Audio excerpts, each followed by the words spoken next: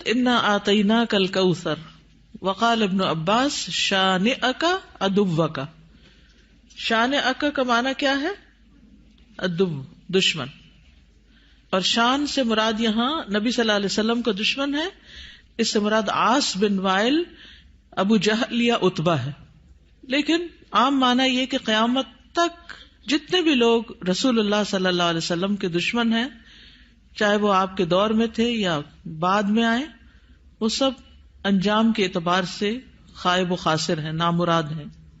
حدثنا آدم حدثنا شیبان حدثنا قتادہ عن انس رضی اللہ عنہ قال لما عرج بالنبی صلی اللہ علیہ وسلم الی السماء، جب معراج پر لے جایا گیا رسول اللہ صلی اللہ علیہ وسلم کو آسمان کی طرف، قال تو آپ نے فرمایا اتیت علی نہر، میں ایک ایسی نہر کے پاس آیا، حافتاہ اس کے کنارے قباب اللؤلؤ مجوفا، کہ وہ قبے تھے خالدار موتی کے، چھوٹے چھوٹے جیسے گنبد سے بنے ہوئے ہوتے ہیں نا. فقلت ما ھذا یا جبریل، میں نے پوچھا یہ کیا ہے جبریل؟ قال ھذا الکوثر، فرمایا یہ ہے نہر کوثر جو انا آتیناک الکوثر کے پس منظر میں ہے. حدثنا خالد بن یزید الکاہلی حدثنا اسرائیل عن ابی اسحاق عن ابی عبیدہ عن عائشہ رضی اللہ عنہا قال، کہتے ہیں سألتها، میں نے ان سے پوچھا، عن قولہ تعالی، اللہ تعالیٰ کے اس فرمان کے بارے میں، انا آتیناک الکوثر، کہ انا آتیناک الکوثر کا کیا معنی ہے، الکوثر کیا ہے؟ قالت نہر، کہنے لگی یہ نہر ہے، اعطیہ نبیکم صلی اللہ علیہ وسلم، جو تمہارے نبی صلی اللہ علیہ وسلم کو دی گئی، شاطئاہ علیہ در مجوف، شاطئاہ اس کے دونوں کنارے، علیہ ان پر، در موتی ہیں، مجوف خولدار یعنی اندر سے کھوکھلے، آنیتہ اس کے برتنوں کی تعداد کا عدد النجوم، ستاروں کی گنتی کے برابر ہے. ستارے کتنے ہیں گن سکتے ہیں؟ انگنت. رواہ زکریا و ابو الاحوص و مطرف عن ابی اسحاق. تو انا آتیناک الکوثر کا معنی کیا ہے؟ بلا شبہ ہم نے آپ کو کوثر عطا کی. حدثنا یعقوب بن ابراہیم حدثنا حشیم حدثنا ابو بشر عن سعید بن جبیر عن ابن عباس رضی اللہ عنہما انہ قال فی الکوثر هو الخیر الذی اعطاہ اللہ ایاہ، کہ کوثر وہ خیر ہے جو اللہ نے آپ کو عطا کی. قال ابو بشر قلت لسعید بن جبیر، ابو بشر کہتے ہیں میں نے سعید بن جبیر سے کہا جو ابن عباس کے شاگرد تھے، فإن الناس يزعمون انه نہر، کہ لوگ تو یہ سمجھتے ہیں کہ وہ ایک نہر ہے، فی الجنت جنت میں. فقال سعید، تو سعید کہتے ہیں النہر الذی فی الجنت، کہ وہ جنت والی جو نہر ہے، من الخیر اس خیر میں سے ہے، الذی آتاہ اللہ ایاہ جو اللہ تعالیٰ نے آپ کو عطا کی. تو کوثر کا لفظ جو ہے یہ لغوی اعتبار سے کثرت سے ہے، اس سے مراد خیر کثیر ہے، جیسے کہ آگے ابن عباس کہتے ہیں.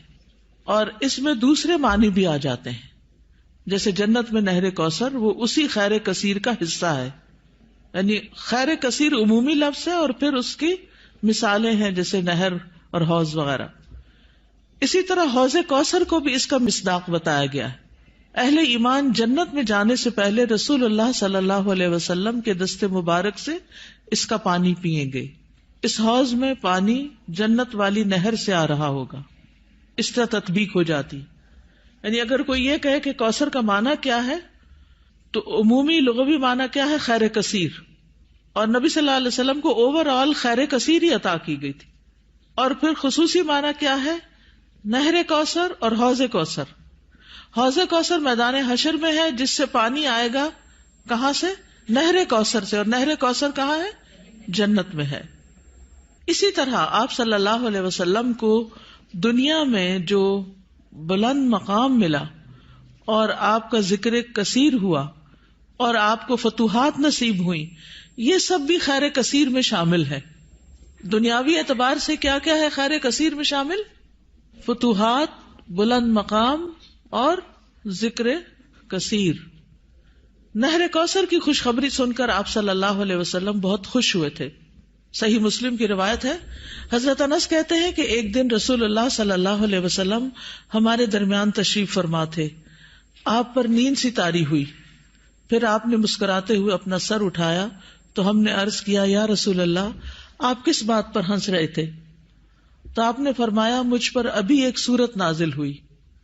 پھر آپ نے بسم اللہ الرحمن الرحیم انا اعطیناک الکوثر فصل لربک وانحر ان شانئک ھو الابتر پڑھی, اور فرمایا کہ تم جانتے ہو کہ کوثر کیا ہے؟ تو ہم نے کہا اللہ اور اس کا رسول ہی بہتر جانتے ہیں. آپ نے فرمایا, بے شک وہ ایک نہر ہے, مجھ سے میرے رب نے اس کا وعدہ کیا ہے, اس میں بہت سی خوبیاں ہیں. وہ ایک حوض ہے جس پر قیامت کے دن میری امت کے لوگ پانی پینے کے لیے آئیں گے. تو حوض کوثر کیا ہے, اس کی ڈسکرپشن کے بارے میں کچھ احادیث ہمیں ملتی ہیں. ہم میں سے ہر مسلمان حوض کوثر کا ذکر تو کرتا ہی رہتا ہے یا سنتا ہی رہتا ہے, لیکن اس کی بہت سی ڈیٹیلز ہمیں نہیں معلوم, تو ان کو ذرا دوہرا لیتے ہیں. رسول اللہ صلی اللہ علیہ وسلم نے فرمایا, میرے حوض کے دونوں کناروں کے درمیان اتنا فاصلہ ہے جتنا مدینہ اور صنعاء کے درمیان ہے. پھر اسی طرح یہ سطح زمین پر بہتی نہر ہے, اندر کھڈوں میں نہیں ہے. رسول اللہ صلی اللہ علیہ وسلم نے فرمایا, مجھے کوثر عطا کی گئی, وہ ایک نہر ہے جو گویا کہ سطح زمین کے اوپر بہتی ہے. حوض کوثر کی مٹی جو ہے, آپ نے فرمایا میں نے اپنا ہاتھ اس کی مٹی میں ڈال کر دیکھا تو وہ خالص کستوری کی تھی, یعنی خوشبودار. اس میں کنکریاں بھی ہیں اور وہ اس کے موتی تھے, یعنی سطح پر ہوتی ہے نا کنکریاں پانی کی سطح پر, تو وہ موتی تھے. جنت سے آنے والے سونے اور چاندی کے 2 پرنالے ہیں جو اس میں گرتے ہیں. یہ صحیح ترغیب و ترغیب سے, یعنی 2 پرنالے جو جنت سے پھوٹتے ہیں, ایک چاندی کا اور ایک سونے کا, وہ اس حوض میں گرتا ہے. حوض پر سونے اور چاندی کے برتن ہیں. اللہ کے نبی صلی اللہ علیہ وسلم نے فرمایا, تم دیکھو گے کہ حوض کوثر پر سونے چاندی کے آبخورے ہوں گے جن کی تعداد آسمان کے ستاروں کی برابر ہے, یا ان سے زیادہ بھی روایت میں آتا ہے. اور پھر وہ برتن جنت کے برتنوں میں سے ہوں گے. کسی نے عرض کیا, یا رسول اللہ حوض کے برتن کس طرح کے ہوں گے؟ آپ نے فرمایا, اس ذات کی قسم جس کے ہاتھ میں میری جان ہے, اس کے برتن آسمان کے ستاروں سے بھی زیادہ ہوں گے. ستارے بھی ایسی اندھیری رات کے جس میں بالکل بادل نہ ہو. پھر وہ برتن جنت کے برتنوں میں سے ہیں. اس کا پانی ٹھنڈا, میٹھا اور خوشبودار ہے. رسول اللہ صلی اللہ علیہ وسلم نے فرمایا, میرا حوض عدن اور عمان کے درمیانی فاصلے جتنا ہے. حوض کا پانی برف سے زیادہ ٹھنڈا, شہد سے زیادہ میٹھا, مسک سے زیادہ خوشبودار, اس کے آبخورے آسمان کے ستاروں کے برابر ہیں. اور ایک جگہ دودھ سے زیادہ سفید بھی آتا ہے. آئس کریم کیا چیز ہے اس کے مقابلے میں. پھر جو ایک گھونٹ بھی پی لے گا کبھی پیاسا نہ ہوگا, اس کے چہرے کا رنگ کبھی سیاہ نہ ہوگا. سبحان اللہ, یہ تاثیر ہے اس کی. دنیا میں کئی ٹوٹکے کرتے رہتے ہیں, یہ کھا لو, وہ پی لو, یہ لگا لو تاکہ رنگ صاف ہو جائے. اس کا ایک گھونٹ پی کر انسان خوبصورت ہو جائے گا. اس نہر پر پرندے بھی ہیں. فرمایا ان کو کھانا اس سے بھی زیادہ خوشگوار ہوگا. لیکن کچھ لوگ حوض کوثر سے محروم رہ جائیں گے. وہ کون ہیں؟ جو بدعت کرنے والے ہیں, جنہوں نے آپ کے بعد دین کو تبدیل کر دیا. آپ فرمائیں گے یہ دور ہو جائیں, دور ہو جائیں.